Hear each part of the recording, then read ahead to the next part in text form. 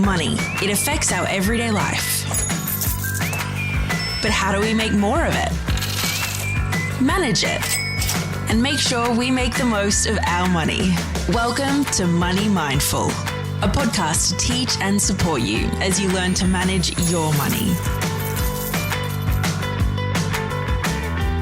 Hello, beautiful people. How are you today? It's great to be here with you for the third episode of Money Mindful podcast.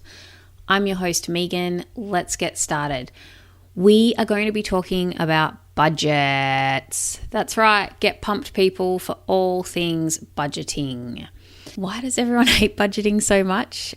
You know what I think? It's because you're thinking about it all the wrong way. It shouldn't be called a budget. It should be called a spend it. Think about it. A budget is all about planning how you get to spend your money. How good is that? I love it. If you're serious about managing your money, you better get comfortable with making a budget. And truly, it's not as hard as you think. But before I break it down for you, let's talk a little bit about why you should have a budget. And of course, if you listen to last week's episode, you will have your goal, your financial goal now. So this budget will help you achieve that as well. So it all comes down to that beautiful place in consciousness called awareness.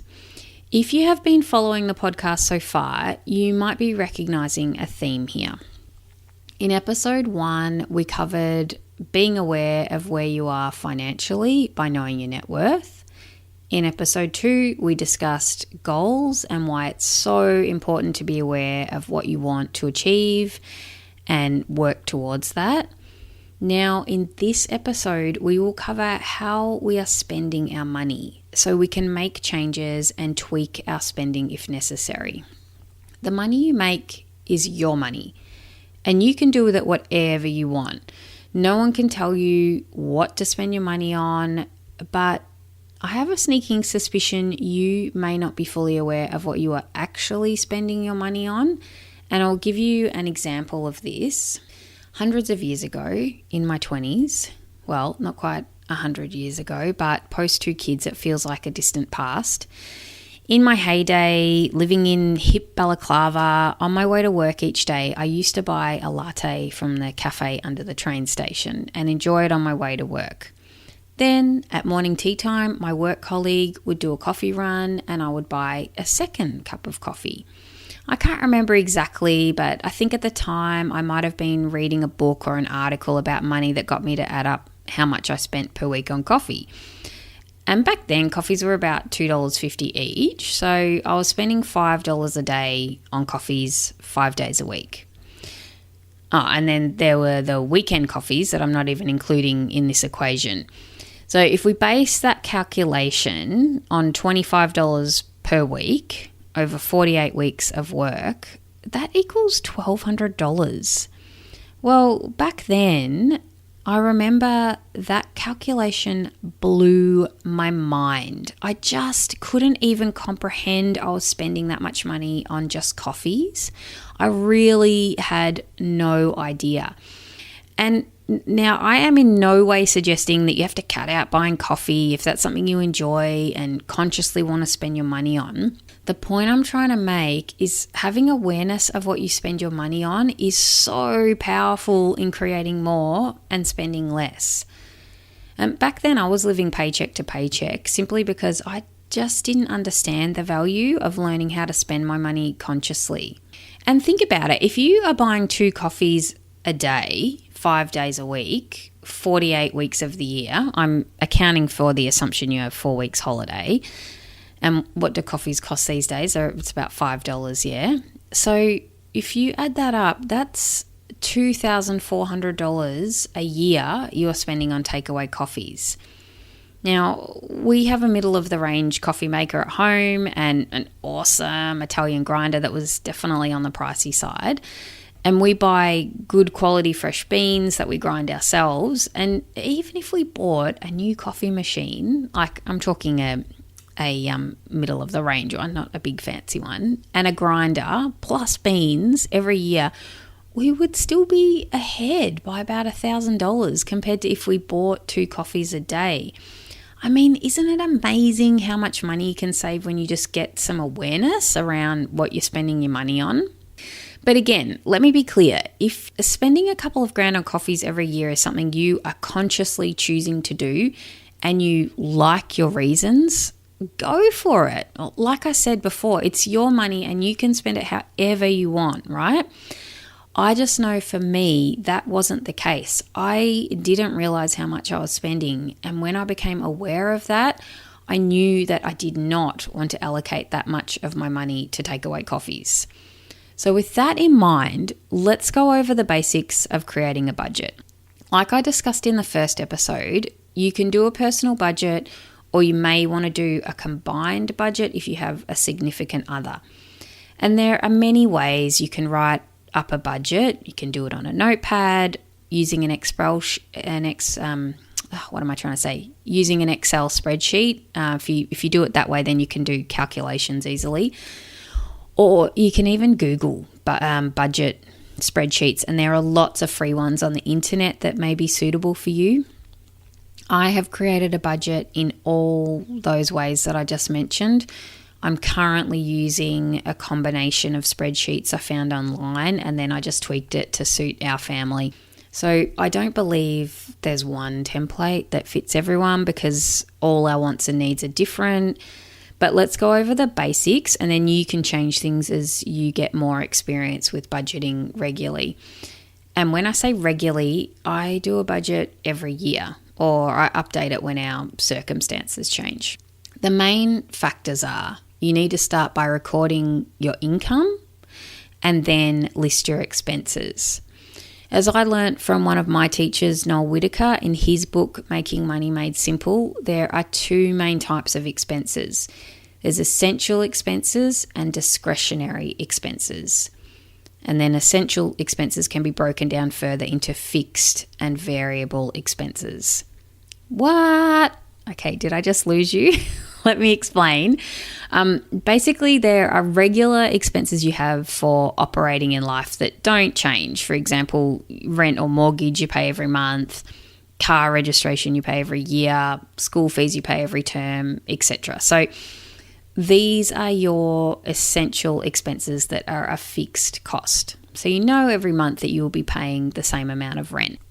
Hence why they are called fixed essential expenses. Then you have regular expenses that are essential, but the price varies month to month. For example, your electricity bill, that's going to change from winter to summer, or your groceries and petrol. So these are called essential variable expenses. Then we have items that we choose to spend our money on, but they may not necessarily be essential to our day-to-day living, like that new pair of shoes you so desperately need, in inverted commas, I mean want. And when I say you, I actually am really talking about myself here. These are called discretionary expenses. So other examples of this might be your Netflix subscription, or your gym membership, or your swimming lessons for the kids, things like that. So of course, these are things we want to spend our money on. I love our family ritual of taking the girls to swimming once a week. But if we need to make some cutbacks in our spending for whatever reason, I'm very clear about how we spend and where I can make cuts.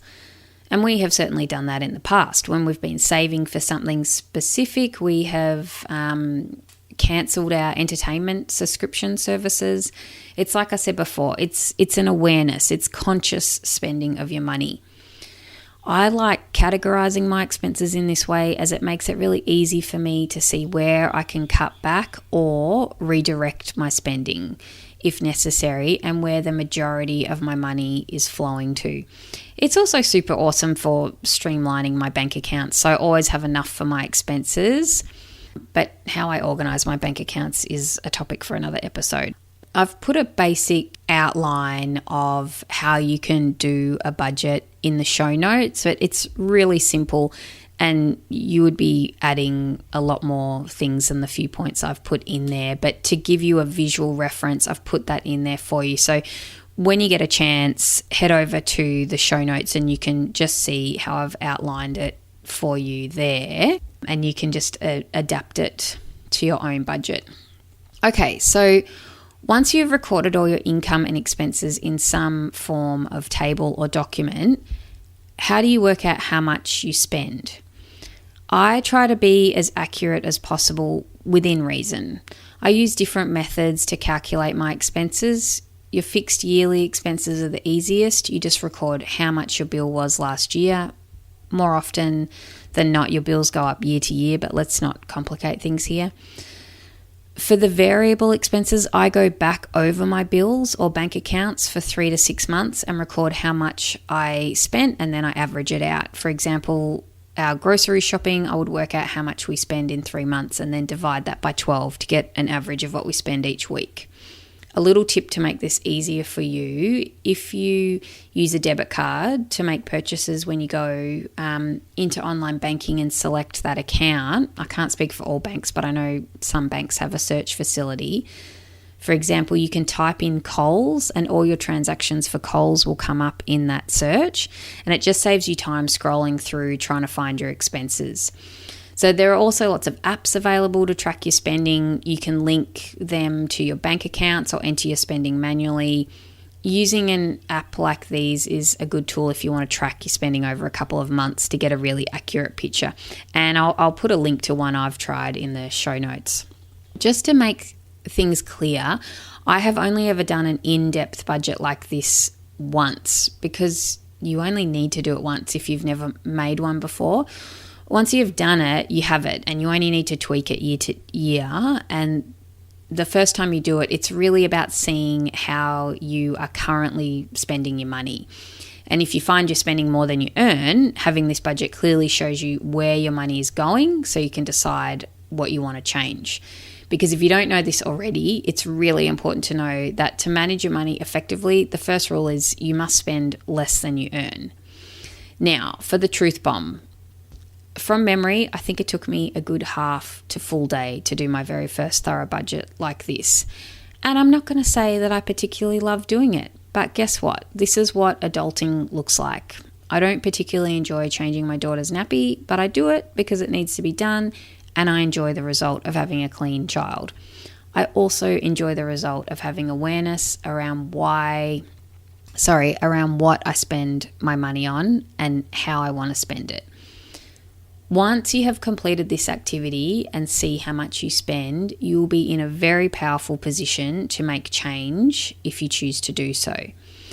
Apparently, from the impression I get from some finance books and people's opinions, is that budgeting is this really difficult, restricting document that you have to abide by and record every cent, and it's impossible to stick to. And if you regard it in this way, I totally agree, but this is not how I view a budget. I see it as a tool to be aware of my expenses so I can allocate my money into different accounts. So when the time comes, that is the due date for a bill, I have the money ready to go. It also allows me to make informed decisions about how much I want to put away for savings and investing, and how much I have to splurge on whatever I want. So go ahead and give it a go. You might be surprised how empowering it can be when you know what you are spending your money on, because now you have the knowledge to make informed decisions about how you deliberately want to spend your money. As always, I would love to hear how you go. You can make a comment on the website, www.moneymindful.com.au, or email me at meaghan@moneymindful.com.au. Until next episode, have a great week. Have fun budgeting. Bye. Thanks for listening to the Money Mindful podcast. For more info, visit moneymindful.com.au. For future episodes, be sure to subscribe. And remember, the information in this podcast is of a general nature only and does not take into account your personal circumstances or goals. Please seek professional advice for your own financial needs. Remember to have fun along the way.